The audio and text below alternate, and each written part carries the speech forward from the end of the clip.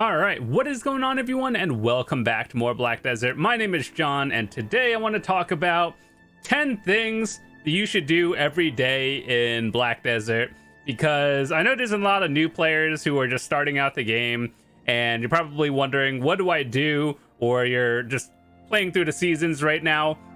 So I wanted to bring up some topics, things that I do as well every day, and things you should probably start looking into.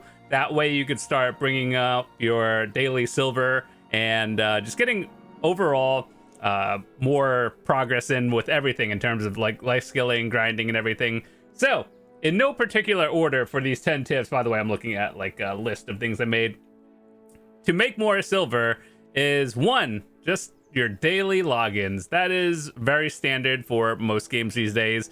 As you guys know, your login reward is just a bunch of goodies. Sometimes there's a guild thingy, and make sure to actually get yours before the Festa event ends. And these are actually a lot of good rewards. So if you are new, make sure to try to finish as much of this as you can.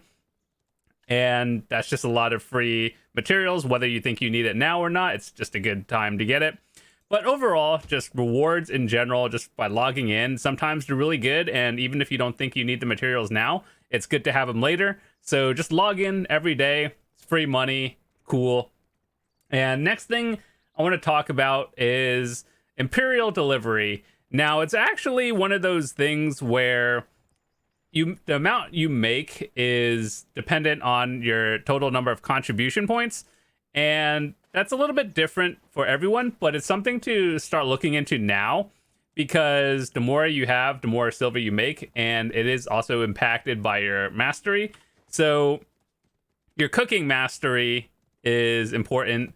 And so what you do, I have mine already ready to go. So I am a guru cook, and whatever like tier you are at, like master, skilled, professional, just try to make boxes for that and then start cooking random stuff. If you want to check out my node video, I will leave it in the description. Basically, I talk about what I think is good for mass getting contribution points fast, and the best things you can get for the byproducts and everything. So for example, if you look at my silver here, it's just 0, right?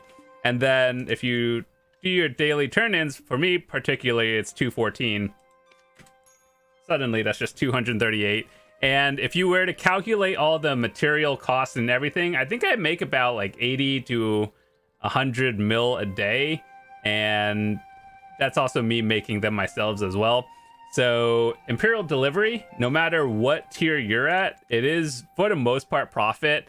And I do believe it's pretty easy to get master cooking these days. Just cook your like grilled bird meat, the node that everyone has. And if not, just go buy it off the market and start cooking it. And then you'll get the byproducts. And then that's super easy to level up. And once you get to Guru, start doing your Guru boxes, and you could just get more Imperial delivery stuff for today. So that's like a good 5 minutes of AFK processing, and you're probably going to make something around like 80 to 100 mil or more, I guess, depending on what you do. And that's cool. So the next thing I want to talk about is farming. Now, farming may not be like the most active life skill, but one thing you should do is start getting your crops as well. And there's actually 2 quests. I believe you could find it in the suggested tab somewhere of your quest log. And what you could do is do a quest, and then they give you 2 of these for free. And you can start growing crops without using contribution points. And then once you get more, you could start getting defenses, and once you get Master 1, you could convert to Old Moon, which just makes them smaller, and then you do things a little bit faster. It's not as important. But anyway, so farming actually, it's not a lot of active work, but the materials are very important for if you are planning on going for a tier 9 horse in the future. I know they're giving away free tier 9 horses now, but let's say you're watching this video 6 months later, and you don't know what to do, so start getting the materials. What you grow as a crop, you can get various byproducts such as different fruits, and you could either sell it. I would recommend holding it until you think you know what you want with it, because they may sell for a lot now, and then there's a lot of orders on the market. However, it is profitable if you know how to turn the fruits into an item that obviously sells for a lot. And then, of course, you could get more byproducts, such as the blush leaves from farming. And then you could turn those into products of materials that you need to use for a tier 9 horse. Or you can get more contribution points, which is what I'm currently doing. For more contribution, I'm pushing 430. And after 425, it gets really tedious. But anyway, that's beside the point. Farming is something very easy. I think you should start picking it up now, and it's not a lot of work. It doesn't really... You could min-max where you do it and stuff, but for the most part, if you just want easy money and you don't really want to do much work, just get them, grow some random stuff, put some workers on it, and then check back every X amount of hours, and it's just free money.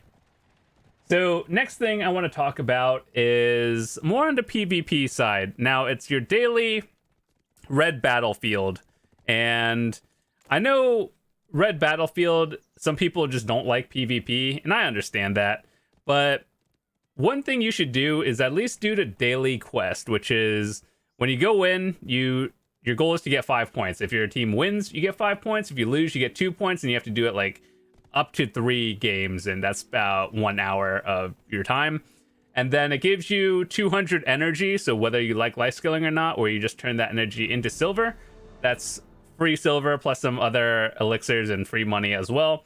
So you also get RBF seals, which turns into crystals for various things, and those crystals are kind of expensive. So if you know how to just save them up, do them daily, and then turn them into a crystal and just make a lot of money over time, that's one thing you should do. Even if you're not even good at PvP, just participate, get the quest done, and you'll get better at like learning your class as well as just making silver. The next one I want to talk about is also in the PvP side, and it's Node Wars. Now, there's a reason why you do this, even if you aren't good at PvP. One thing you would get is these essences, which turn into crystals that you'll be needing later, and resplendent metals of honor, which you could turn into the shop for various items, as well as if you look in your skill line down here at the very bottom, these are all skill lines for your PvP, and you pick one and then basically you just keep building up for that. So 1 is just good to have, 2, you can, interact with your guild and do something, and 3, also it gives you silver rewards. So like even if your guild doesn't win, at very minimum, as long as you meet the requirements of like, 50 kills or deaths in total from your guild, you get like 150 mil plus essences and all that stuff. So that's just free money, even if you're not good. As long as you participate, I think that's really what matters. And then next is something that people, I think it's gone down over time, but it's still decent in a way, depending on what you're doing. It is AFK fishing. So I will show you some spots like, okay, if you're an active fishing, you go out in the ocean and you just go start fishing somewhere and then you make a lot of silver. But if you want to just AFK and make silver over time, one thing I would do is go to a town, whether it's Havelia or Heidel or just wherever you want to fish, and just go AFK fish and then come back, and then you probably have some materials, and then you sell your fish to the market. And then that also raises your trading level a little bit. I think trading is a dead life skill, but I mean, like the higher life skill, when you trade in stuff, you get slightly more profit. So it's just more than 0, but it's still not really that good. Trading needs a huge buff overall. And it's just good because, especially if you are someone who does a lot of PvE or you do a lot of enhancing, you get relics as well, and then you turn those into memfrags, and it just helps you. So a quick tip that I can give you, I don't really AFK in too many spots, or I don't really do fishing outside of like AFK. But if you're looking for more silver, you want to go fish in Velia, because that gives you more gold quality fish, and then you could just sell those for more silver. Whereas if you fish or AFK fish in Heidel, then it gives you more relics. And let me just show you an example. So this is one of my fishing characters. And then you get various things like relic shards. You could sell it for silver, or you run them and get the materials, memfrags yourself. which is always good. And especially if you're doing it on season, at least right now, you get the season fish, and you don't even have to be on a season character to do it. You just have to do it while a season is active. So I fished on my main that's definitely not even on seasons, and you can definitely get it. So definitely do those, get the rewards, and then you could sell them for like 500k each. So that's just free money. And yeah, AFK fishing during a active season is generally free money for everyone, and it's good. So the next thing I want to talk about is on more of the life skill side. So whether you gather, process, or just anything. So as you guys know, gathering is probably one of the most profitable life skills next to cooking, because you can do a lot of things with it, and all these life skills are connected in one way or another. So like, for example, if you were to gather meats, you can use them for cooking and then make some more profit, and of course get your contribution up from the byproducts. And then we talked about the other things before. Otherwise, if you like hunting, you get meats as well, turn it into cooking. If you like gathering, I don't know, bloods, you could turn it into alchemy, make elixirs for high-end grinding.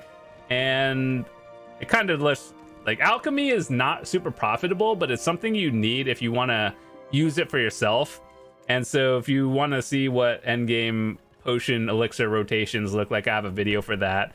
It's not something like 99% of people will ever need to do, but yeah, if you want to stack like 20 potions at a time and min-max everything, you can do that. And I have a video on that. I'll try to leave a link in the description if I remember, and if you're curious. But I understand most people won't need it, and one of these frenzies will probably be enough for most people. Next thing we have is doing your Marni realm grind hour. Now, I understand that you either like grinding, you either like life skilling, sometimes you like both, or at very minimum, I would recommend most people to do their 1 hour in the Marni realm. And that not only allows you to just grind in peace without any PvP or anything, but it allows you to, for the most part, that's the most money most people can make. Just grinding overall is more silver than a lot of other activities in this game.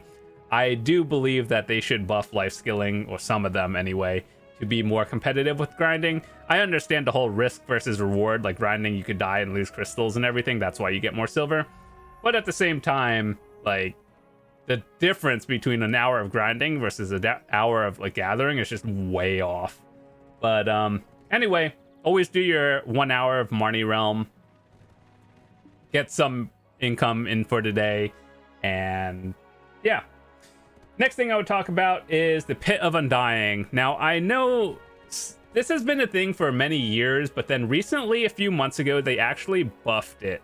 And the Pit of Undying is a tab over here. You just type in Pit of Undying, and it should come up like this.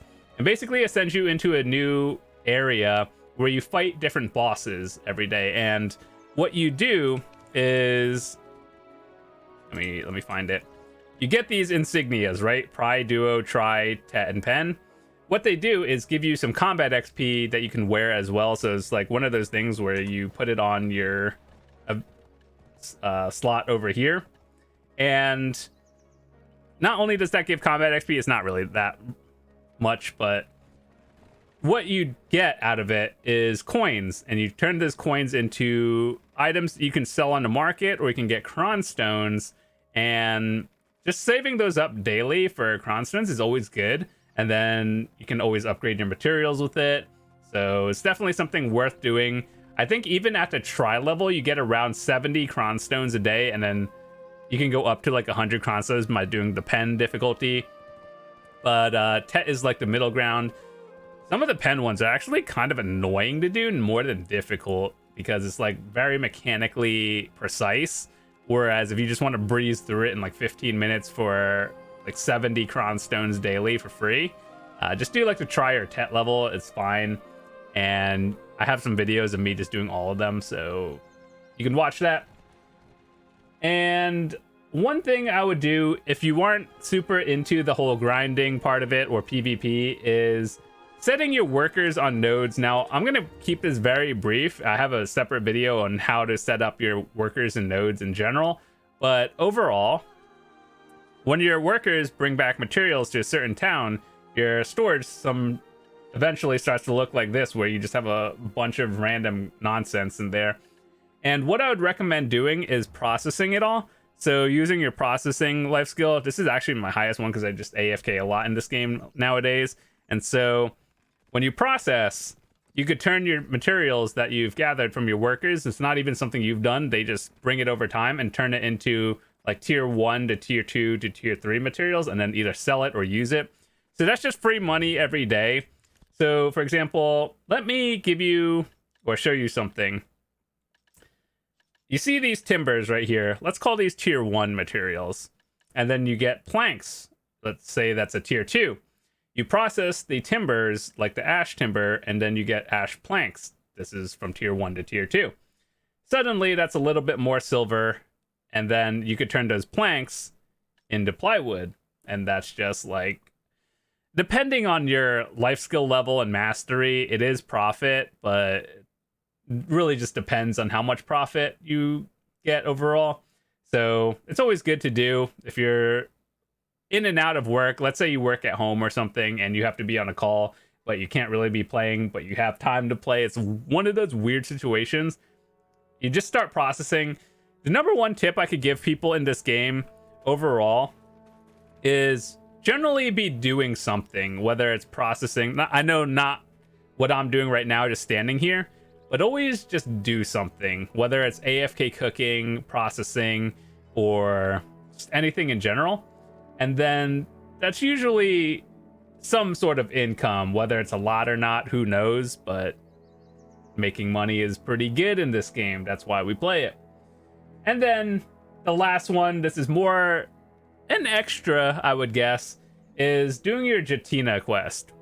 Now, for all of you new players, you guys know that you can get a free, well, not free, but guaranteed pen accessory. And I have my opinions on it. I can talk about that, and I have talked about that before, but it's definitely billions of silver by just doing your daily Jetina quest, and overall it's definitely good for progression on your account, whether you need some gear or anything. So it's definitely worth doing. It's a one-time family quest, so once you get it, you're good. And yeah, that's at least 40 to 50, 60 billion silver. Definitely do that. And once you're done with that, you don't need to worry about that anymore. So yeah, that's an extra. But I think I talked about everything that I thought was relevant. There's probably a lot more things, but I wanted to keep these more or less for beginner friendly as well. I know some of the things I talked about are kind of late game, but when you're at late game, you still do them. You just make a little bit more silver. Whereas if you're a beginner, you could still do them. You just make a little bit less, but then over time, you see profit, and definitely very good. So hopefully you guys learn something, and if you have any like daily activities that you do, let me know. I'm curious. So with that said, I want to say thank you guys so much for watching. If you're new to the channel, hit that subscribe button. I would love to see you come back. I make videos for beginners, returning players, and people who are looking to get better at this game in general. And before we head out, I want to say throughout July and part of August, I do have a affiliate code, where I have an affiliate code that you guys can use on screen. Code Jonlaw. It's not case sensitive. And if you are buying any pearls or A coins and then converting it into pearls, and you use my code, I get a small portion of it. So along with the game packages, so like if you want to start out the game, choose my code as well, or as upgrading the package to like the Conqueror's Legendary Edition, whatever they call it. So I would appreciate it. And even if you don't, I just hope my videos are informative and helpful for you, and that's all that really matters. So once again, thanks so much for watching. I will see you guys tomorrow. Peace.